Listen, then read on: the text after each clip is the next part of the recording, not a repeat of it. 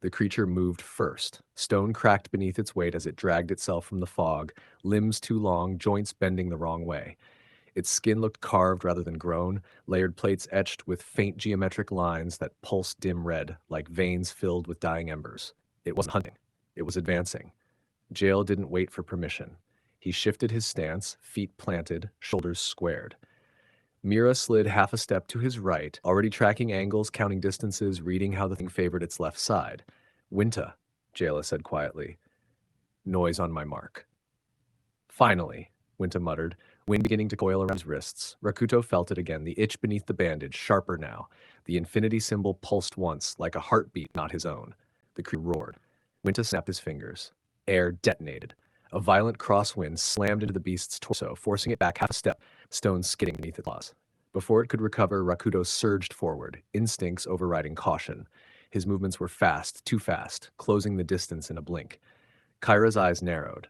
Rakuto struck high, then low, raining blows without pause. Each impact landed clean, decisive, confident. The creature reeled, plates cracking under the assault.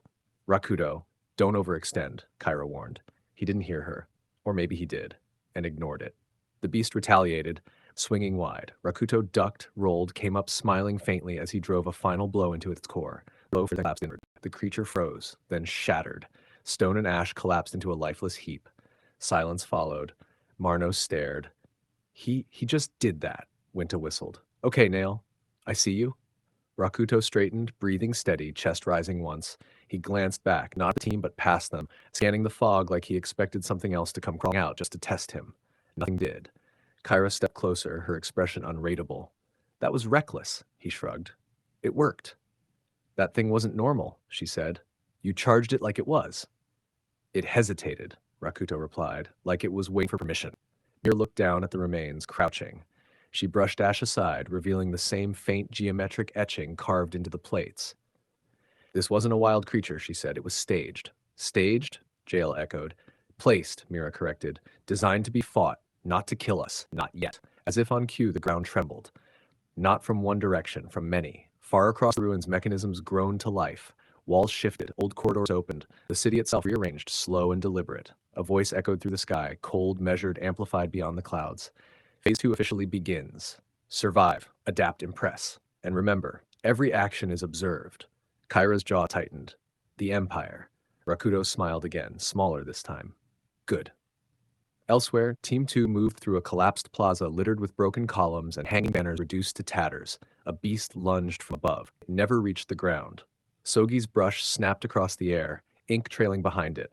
Not liquid, not solid, something between. Symbols formed mid-swing, glowing briefly before detonating into force. The creature slammed sideways, crushed against a wall by invisible pressure. Rashk watched, unreadable behind his mask. Sogi exhaled slowly, rolling his wrist as the ink faded from existence. "Calligraphy combat," he said calmly. "Form dictates force, meaning dictates outcome." Lin scoffed. "You've been holding out." "Efficiency requires restraint," Sogi replied, already moving again. Another trap triggered, glyphs igniting beneath their feet. Isho's humming shifted pitch, his sound waves disrupting the mechanism just enough for Akira to touch a device that shorted it entirely. Rashk stepped ahead, silent as ever, eyes scanning shadows no one else noticed. He paused once, just once, then kept walking. Team 3 didn't wait for beasts. They found traps first. The ground collapsed beneath Mai, only for Ai to haul back the arm before she vanished into darkness. Hex marked the edges with chalk immediately, muttering calculations under her breath. "They want panic," she said. "They want stakes." Rena cracked her knuckles. "Cool. Let's disappoint them." High above, something watched. Back with Team 1, night deepened. The ruins glowed faintly now, red veins beneath stone, watching, measuring. Rakuto walked at the front again, unchallenged this time. His confidence bled into his posture, his steps lighter, surer. Kyra stayed just behind him, watching.